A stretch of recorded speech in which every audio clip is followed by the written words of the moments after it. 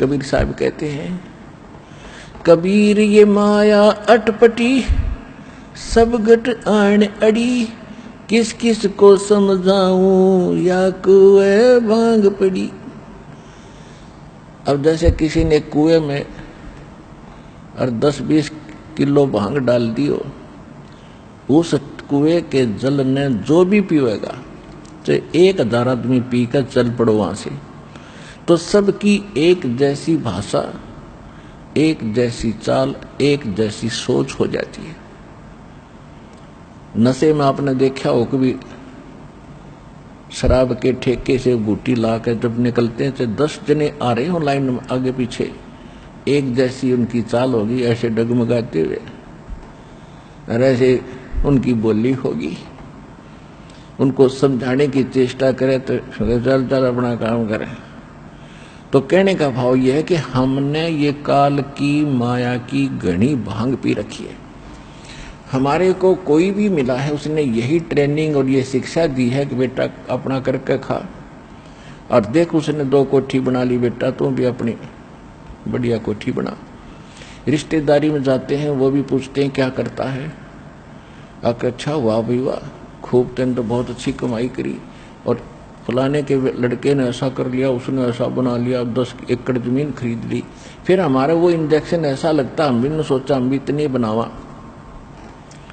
तो ये ट्रेनिंग देने वाले तो आम संसार में घने मिल जाएंगे। यहां परमात्मा कहते हैं, काया तेरी है नहीं, ये माया कहां से हो, चरण कमल में ध्यान रखो, इन दोनों को खो। खोना माने भूल जाए इनको। यह काया भी तेरी नहीं, और ये अरबों खरबों रुपये भी जोड़ कर धर दिए रुपए, ये तेरे नहीं। जब तेरी बॉडी नहीं है तो भले आदमी या कोठी कैसे तेरी होगी। तो इतनी अकल हमारी मारी जा चुकी है अज्ञान के कारण कि हम वास्तविकता भूल कर नकली काम में जुट गए, दृढ़ हो गए, और उससे हटाकर रियल काम पर और वास्तविक कार्य पर लगाना अब परमात्मा के लिए कितना कठिन हो गया। लेकिन परमात्मा के लिए कठिन नहीं होता, वो चाहे तो एक पल में कर दें, लेकिन हम कैसे मानेंगे उनको, वो फार्मूला अपनाना पड़ता है, क्योंकि हम सब इच्छा से यहाँ आए हैं, और सब इच्छा से यहाँ से जाने की प्रेरणा होगी तभी हम वापस जा सकते हैं, वैसे नहीं जा सकेंगे। कमाई जो कर रहे हो ये आपके साथ रहेगी, आपको लाभ मिलेगा। मोक्ष निवा तो यहाँ भी आप स्वर्ग में भी जाओगे, देवता बन जाओगे, राजा बन जाओगे, अंत में फिर गधे भी बन जाओगे, ये भी याद रखना। तो यहाँ से निकलने के लिए आप जी ने यहाँ से मन हटाना पड़ेगा, ये लोग ठीक नहीं। चाहे हम लाख वर्ष जीवन भी प्राप्त किया तो भी मरे, और आपके सामने आप देख रहे हो आप, क्योंकि हमारे ऊपर वो प्रेशर इतना है त्रिगुणमयी माया का कि हम रोज सत्संग भी सुनते हैं, हमें पता भी है, लेकिन हम विवश हैं। हम दैनिक कार्य भी इतने कुछ हमने अपने ऊपर लाद लिए, ये कुप्रथाएं, जिस कारण से हमें चैन ही नहीं। दिन रात माया जोड़ेंगे, फलाने का देना है, उसको ब्याह करना है, वो ऐसे करना है, कोठी बनाऊंगा, ऐसे करूंगा। तो इस तरह के ये जो बेमतलब की बकवादियां हमने घनी शुरू कर दी, क्यों पहले हमने वो जमाना देखा है। हमारे पूरे गांव के गांव में हमारे पिता दादा चाचा ताऊ कभी कुर्ता पहनते थे, कभी नहीं पहनते थे, जैसा भी फटा पुराना मिल गया अपना काम से काम रखते थे, साधु जैसा जीवन दिया करते थे, कितनी शांति थी। और अब सब्र नहीं रहा इंसान का, 20-20 टाइप के कपड़े इधर लिए ठाके, पता नहीं कितना के बना लूं, बढ़िया जूते लाऊं 8-8 हजार के। बता कोई बात हुई है? अपना सिंपल वैसे रह, जिसे कपड़े मिल जाए पहन, टाइम पास कर, निकल यहाँ से, पीछा छुड़वाओ। दूना भार सिर पर रखते जा रहे हैं। तो ये धीरे धीरे हटेगी, क्योंकि दास देख रहा है 1960 से तो समझंदोगा हो गया था 9 वर्ष का।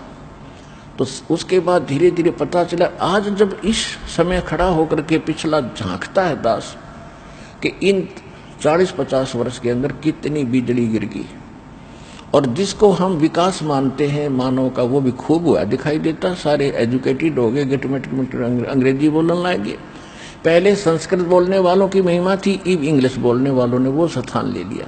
जो इंग्लिश में बोला हमने नो दिखाई तो देवता हो गया, बस बहुत बड़ा एजुकेटेड है।